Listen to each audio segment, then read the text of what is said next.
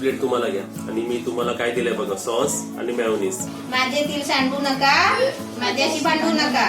सकाळी आपल्याला टिफिनला उशिरा उठलो तर असं पटकन आहे ना स्नॅक्स बनवायचे. इथे बघा आमचे दिल त्या पुट्ट्या बरोबर खेळते. तू कसला पुट्टा माहिती तुम्हाला? कधी कधी मुलं म्हणतात ना की काय मम्मी ते सेम सेम देतेस, तर त्यांना अशी बनवून देते. आता कसं थंडी बाहेर पडली, आता तुम्ही बाहेर बघितलंच असेल किती गडबड आहे आणि त्यामुळे ते बाहेर पोळ्यांचा आवाज येतो इकडे. आउटर कव्हर मध्ये तेल दिसणारच नाही तुम्हाला. बघा ही आपली रेसिपी आहे, आता तोडून दाखवतो बघा. समजा तुमच्या घरी जास्त पाहुणे येणार आहेत किंवा पाहुणे येणार आहेत, तर तुम्ही जे ह्याच्या अगोदरचे जर स्नॅक्स बनवले असतील ना तर ते तुम्हाला जास्त बनवायला लागेल, कारण ते माणसं जास्त खातील. पण ही जर स्नॅक रेसिपी बनवली ना तुम्ही, तर 3-4 मध्ये समोरच्याचं पोट भरेल. तर त्या हिशोबाने तुम्ही ही स्नॅक रेसिपी बनवू शकता जर तुमच्या घरी जास्त पाहुणे येणार असतील तर. म्हणजे ह्याच्यात 3 मध्ये पोट भरतो, कारण ह्याच्या अगोदर जे आपण स्नॅक्स बनवले होते ते मी 10-12 खाल्ले तरी माझे ते पोट भरत नव्हते.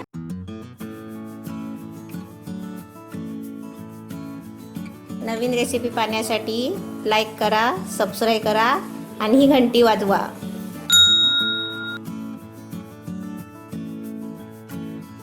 हे बघा आम्ही रेसिपी बनवत होतो आणि इकडे छोटे छोटे मुलं येतात. हे बघा ही एक छोटी राधा आली आहे. तुझं नाव सांग. तू काय घेऊन आली? काय म्हणतात तिळगुळ देताना? काय म्हणतात? तिळगुळ घ्या, गोड गोड बोला. बोल बोल आणि काय बोल? माझे तिल सांडू नका, माझ्याशी भांडू नका. माझे तिल सांडू नका, माझ्याशी भांडू नका, असं बोलायचं. बोल आरू. ही बघ आली आहे. नऊवारी साडी नेसली आहे. तुझं नाव सांग. संचिता महेंद्र परब. हे आमच्या सर्व एरियातले लोक आहेत बघा. नमस्ते. आज मी नाश्ता बनवते आहे. नाश्त्यासाठी मी स्नॅक्स बनवते आहे. त्याच्यासाठी लागणारं साहित्य दाखवते. 1 वाटी रवा घेतलाय, हा बारीक रवा आहे. अर्धा वाटी दही घेतलाय. हे आपल्याला अर्धी वाटी कोथिंबीर घ्यायची आहे. अर्धा कांदा कापून घेतलाय. हे अर्धा चमचा कमी बेकिंग पावडर घेतले. आपल्याला चवीपुरतं मीठ घ्यायचं आहे. हे थोडासा आहे ना, थोडासा जिरा घेतलाय, पाव चमचा ओवा, पाव चमचा काली मिरी पावडर आणि हळदी पावडर. हे पाव चमचा आहे सर्व. त्याच्यासाठी 3 बटाटे ही शिजवून घेतले. आपल्याला थोडी 2 हिरवी मिरची एकदम बारीक कापून घेतले. हे आल्याचा तुकडा थोडासा बारीक कापून घेतलाय. हे लसूणचे पाकले आहेत ना 3 आहे, हे पण मी बारीक एकदम कापून घेतले. 1 गाजर आहे, एकदम बारीक किसून घेतलाय. 1 शिमला मिरची आहे, हे पण बघा एकदम बारीक कापून घेतलाय. आणि ही कढीपत्त्याची पानं आहे 4-5, ती एकदम बारीक कापून घेतली आहे. आता आपल्याला रवा दही सर्व मिक्स करून घेते. पहिलं दाखवते तुम्हाला. तर रव्यामध्ये दही ओतलाय, त्याच्यामध्ये हे सर्व टाकायचं आहे आणि आपल्याला त्याच्यामध्ये चवीपुरतं मीठ टाकायचं आहे. आता हे पाणी टाकून आहे ना, याचं आपल्याला घट्टसर असं मिश्रण करून ठेवायचं आहे. पाणी टाकायचं त्याच्यामध्ये.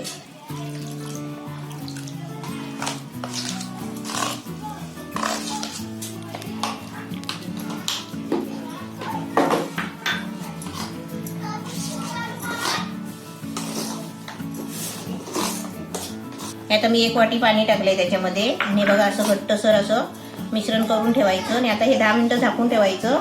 तोपर्यंत आपल्याला आहे ना गॅसवर ते आपल्याला भाजी फ्राय करून घ्यायची आहे. तिथे बघा आमचे दिल त्या पुट्ट्या बरोबर खेळते. तू कसला पुट्टा माहिती तुम्हाला? तो आमचा पॅन आहे बघा तिकडे, त्याचा कवर. हा पॅन आहे बा आपला नवीन. फॅन नाही, पॅन. पॅनच्या कवर बरोबर खेळते. आता ती भाजी सगळी फ्राय होईपर्यंत आहे ना हे आपल्याला टाकून ठेवायचं आहे. आता मी गॅसवर पॅन ठेवलाय. आता थोडंसं तेल टाकायचं आहे, जास्त नाही टाकायचं आहे. आता त्याच्यामध्ये आहे ना आपल्याला कांदा टाकायचा आहे. पहिला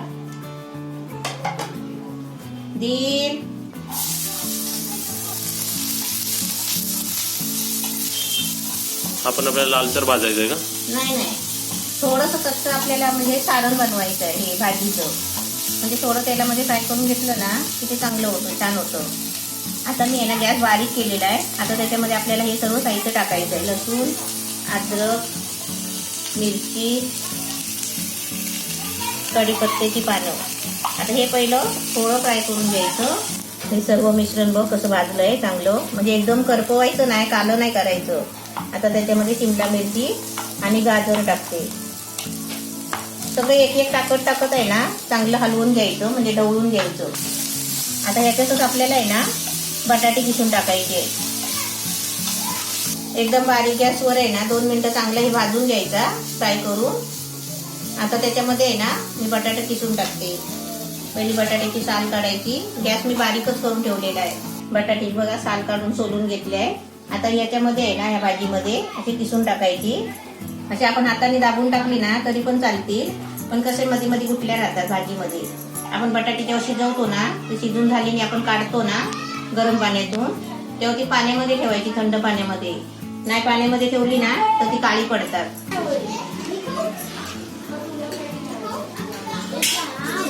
एक मिनिट.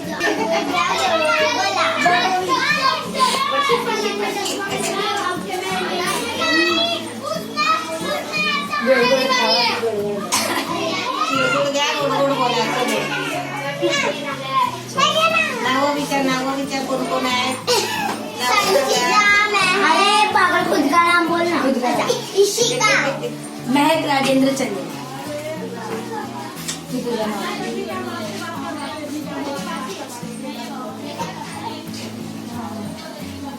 आवाज पुन्हा चेक करतो.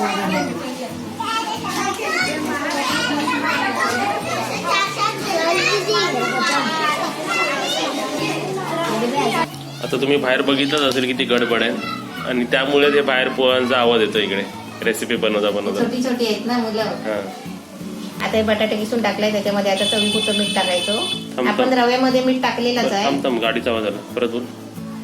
आता बटाटे किसून टाकले. आता त्याच्यामध्ये या भाजी पुरतच आपल्याला मीठ टाकायचं चवीपुरतं, कारण आपलं आहे ना रव्यामध्ये आपलं मीठ टाकलेलं आहे. आता हे सर्व आहे ना मिश्रण एकजीव करायचं सारखं. पण एवढं किसेपर्यंत हे करेपर्यंत भाजी जरा ती शिजली असेल ना जराशी. भाजी चांगली शिजली है ना, म्हणजे आपल्याला शिजवायची नाही, म्हणजे जराशी फ्राय करायची, म्हणजे त्याची टेस्ट आहे ना चांगली लागते. तुम्ही दिल बघा तिकडे खोक्यावर कशी बसली बघा. दिल तुला खोका आवडला? दिलला खोका पाहिजे, पिशवी पाहिजे. आपलं हे भाजीचं सारण छान झालंय बघ. आता त्याच्यामध्ये आहे ना थोडी अर्धी कोथिंबीर टाकते आणि अर्धी रव्यात टाकणार आहे. आणि कोथिंबीर आहे ना भरपूर सारी घ्यायची, एकदमच भरपूर घ्यायची, म्हणजे कोथिंबीर आहे ना चांगली असते खायला.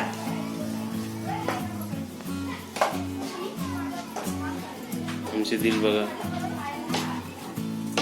एकदम बारीक गॅसवरच केलंय सर्व, कारण गॅस फास्ट करून नाही ठेवायचा, कारण बाकीचं साहित्य आहे ना करपतो तोपर्यंत आपलं एक एक करेपर्यंत.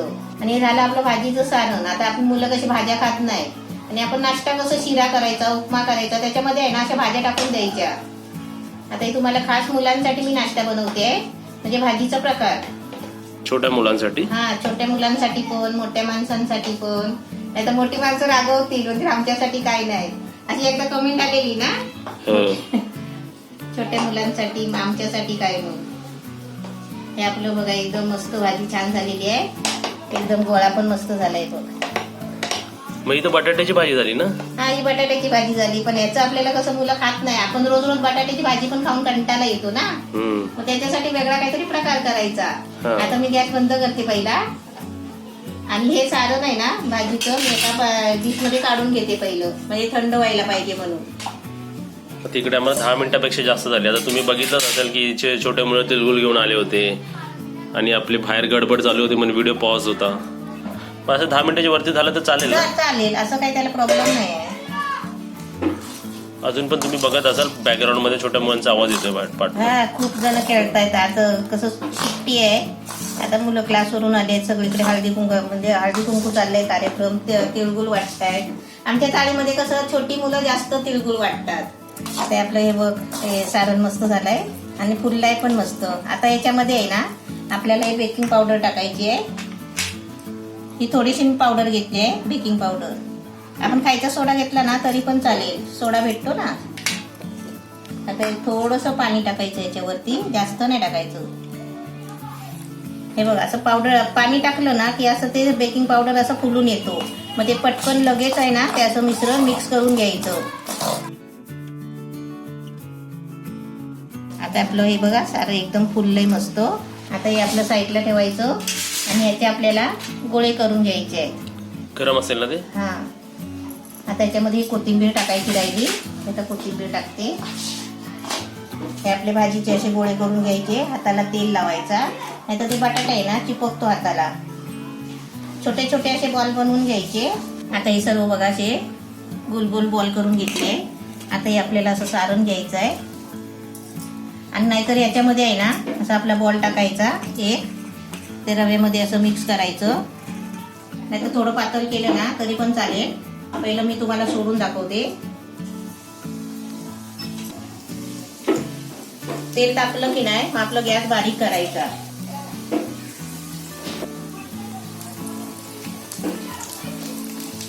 चांगले भाजून घ्यायचे. चांगले गोल्डन फ्राय होईपर्यंत, गोल्डन कलर येईपर्यंत भाजायचे, फ्राय करायचे. आपण ते फिरवले ना मग जागा असली ना तर आपण त्या जागेमध्ये असे टाकायचे. आता तुम्हाला असं कोटिंग करायला आली नाही ना तर थोडं मिश्रणामध्ये पाणी टाकायचं. मी तुम्हाला दाखवते. असं थोडं पाणी टाकायचं, एकदम कमी. गॅस मी एकदम बारीक करून ठेवलेला आहे. आता हे फिरवते आणि गॅस फास्ट करते. हे आता मिश्रण आहे ना असं थोडं पातळ केलं ना की तुम्हाला बरोबर जमेल. घट्ट असल्यावर तुम्हाला समजा चिपकलेत नाही तर थोडं पाणी टाकायचं, जास्त नाही पाणी टाकायचं. आता आपण कसं एक एक करून पहिले पहिले सोडतो ना तर पहिले पहिले कसे भाजून येतात. हे बघा, हे आता याच्यामध्ये तुम्हाला कसं दिसतंय बघा. हे अजून कच्चे आहेत आणि हे चांगले भाजले आहेत. आता हे भाजले आहेत ना ते आपल्याला असे पहिले काढायचे. आवाज बघ किती कडक आहे ना, कुरकुरीत झाले एकदम. असे जसे भाजतील ना तसे काढायचे. जशी जागा खाली होईल ना तसे पटापट त्याच्यामध्ये सोडायचे. आता एकदा काढले फ्राय करू. हे आता दुसरे टाकले. आपल्याला 4-5 मिनिटं लागतात फ्राय व्हायला ना. हा, ते आपण आता ही भाजी जी बनवली ना ही आपण रात्री बनवून ठेवली तरी चालेल फ्रीज मध्ये. आणि आपले फ्राय करताना रव्याचं मिश्रण मिक्स करायचं आणि त्याच्यात डुबून तळायचे. एकदम सोपं आहे. तू बोलला होता ना भाजी कमी पडेल म्हणून, पण भाजी पण बरोबर झाली. आणि ते हे बनवले होते बॉल्स बनवले ते पण बरोबर झाले. ते एवढंसं फक्त रव्याचं सारण उरलंय बघ. ते आपण आहे ना हे शेवटला आपण जर जागा खाली होईल ना त्याच्यामध्ये भजीसारखं सोडायचं. एकदम छान झाले बघा. कलर पण मस्त आलाय आणि फुलले पण एकदम छान आणि एकदम कडक पण झाले. आता हे आपले झाले. आता मी काढते. हे आपलं कधी पण असं तळून फ्राय करून झालं ना की ते पहिला गॅस नाही बंद करायचा. कारण का माहितीये का, आपण गॅस बंद केला आणि त्याच्यानंतर काढायला घेतलं ना की हे आपले स्नॅक्स काही पण असले वडे बिडे तर ते ना तेल खेचून घेतात. म्हणजे चालू गॅसवर आहे ना असं तेलाला बघा अशी उकळी येते ना त्याच्यातूनच आपण काढून घ्यायचं. म्हणजे त्याच्यामध्ये आहे ना तेल खेचत नाही, नाही तर सगळं तेल आहे ना शोषून घेतात. हे सगळं काढून झाल्याच्या नंतरच आपल्याला गॅस बंद करायचा. बघा आपली रेसिपी एकदम रेडी आहे. आता टेस्ट करण्याच्या अगोदर मी तुम्हाला ही रेसिपी तोडून दाखवतो की आतमध्ये कशी दिसते. बघा ही आपली रेसिपी आहे. आता तोडून दाखवतो कशी दिसते. वाफ पण आली त्याच्यातून. सर्व भाजीपाला दिसते त्याच्यातून. हा, बाहेरून कडक आहे पण आतून एकदम नरम वाटते ती. आता आपण टेस्ट करून बघूया कशी दिसते, कशी लागते टेस्ट. पण ते आकार कसा आलाय, कसं वाटतंय. एकदम मस्त वाटतंय. बटाट्या वड्यासारखा. बटाटा वडा पण कटलेट पण मिक्स वाटतंय. हा, चला हे बघा आता आपली रेसिपी प्लेट एकदम रेडी आहे. मी टेस्ट करण्याच्या अगोदर ही प्लेट तुम्हाला घ्या आणि मी तुम्हाला काय दिलंय बघा, सॉस आणि मेयोनीज. या दोघांबरोबर आपण टेस्ट करून बघूया कशी लागते. सर्वात आधी तर आपण असं टेस्ट करून बघूया ही रेसिपी कशी लागते. आता मी तोडली आहे ना तर मी अर्धी घे तुला. नाही तू खा पहिली. मी खाऊ. हा, खा. ही तोडली आहे मी ऑलरेडी, जी तुम्हाला दाखवली ना व्हिडिओ मध्ये ती तोडलेली आहे. चटणीची पण आपल्याला चटणी सॉस कसली गरज नाही याच्याबरोबर खायला. एकदम चांगलं आहे. आतमध्ये सर्व भाजीपालांची टेस्ट येते आणि बाहेरून एकदम कुरकुरीत आहे. आता मी सॉस बरोबर खातो. कधीच चपाती भाजायचा जर कंटाळा आला आणि सकाळी आपल्याला टिफिनला उशिरा उठलो तर असं पटकन आहे ना स्नॅक्स बनवायचे. रात्रीच भाजी करून ठेवायची. नवीन नवीन काहीतरी न्यायचं. रोज रोज चपाती भाजी पण खाऊन कंटाळा येतो ना. मग आपल्या ह्याच्याबरोबर आहे ना चपाती पण नको आणि भाजी पण नको, असं एकच करून नेलं ना टेन्शन नाही. हे तुम्ही आहे ना रात्री बनवून ठेवलात ना तरी सकाळी खराब नाही होणार. कारण ते आतली भाजी पण ती फ्राय केलेली असते आणि वरचं पण आपलं ते कोटिंग फ्राय होतो रव्याचा. आणि त्याच्यामध्ये अजून मेन दही आहे. या रेसिपीचा एक फायदा काय, कधी कधी मुलं म्हणतात ना की काय मम्मी ते सेम सेम देतेस, तर त्यांना अशी बनवून द्यायची. त्यांना म्हणायचं की मी आता तुला कोटिंगवाले पकोडे बनवून देते. त्याची टेस्ट पण जरा वेगळी लागते आणि एकदम चांगलं पण लागते खाण्यासाठी. ते काहीतरी स्नॅक्स मध्ये अजून एक नवीन प्रकार झाला. म्हणजे कसं त्यांना टिफिन मध्ये पण द्या. आपण संध्याकाळी आपल्याला लय विचार पडतो. सकाळचं तर कधीतरी आपण फिक्स ठेवतो, पण संध्याकाळचा आपला स्नॅक्स मिस होतो. आणि आता कसं थंडी बाहेर पडली आहे, तर आता मी पण जसं बाहेरून जात होतो तर असं वाटत होतं की भजी विकत घेऊ, पण नको, बाहेरच्या घेण्यापेक्षा आपण असे घरी बनवायचे. हे पण भजीपेक्षा तर किती गुणा चांगलं वाटतं. आणि 1 वाटी रवा, अर्धा वाटी दही, आणि त्याच्यामध्ये किती पकोडे झालेत बघा. आणि त्याच्यामध्ये काय 2 बटाटी, 2 आपली छोटी छोटी होती म्हणून 3 घेतली, पण 2 बटाट्यामध्ये आता तुम्ही आहे ना 4-5 माणसं नाश्ता करू शकता. असे आपला भरपूर नाश्ता बघा झालेला आहे.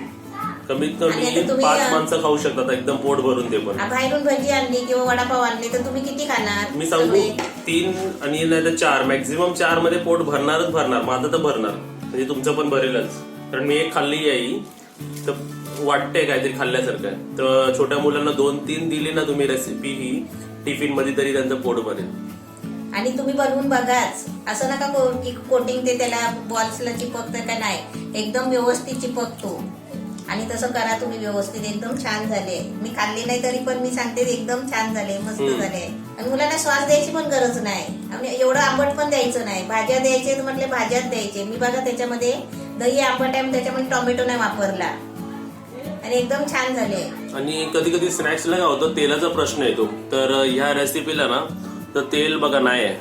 आउटर कव्हर मध्ये तेल दिसणारच नाही तुम्हाला. बघा एकदम बिस्किट कसं असतो तसं दिसते. बिस्किटचा कव्हर वरचा कसं असतो तसं काय करतो, सोडताना कमी गॅस, तेल तापून झालं की गॅस बारीक करायचं आणि ते आपले सोडायचे. सोडून झाले की 1-2 मिनिटांनी आहे ना ते फिरवायचे. फिरवून झाले की गॅस फुल करायचा.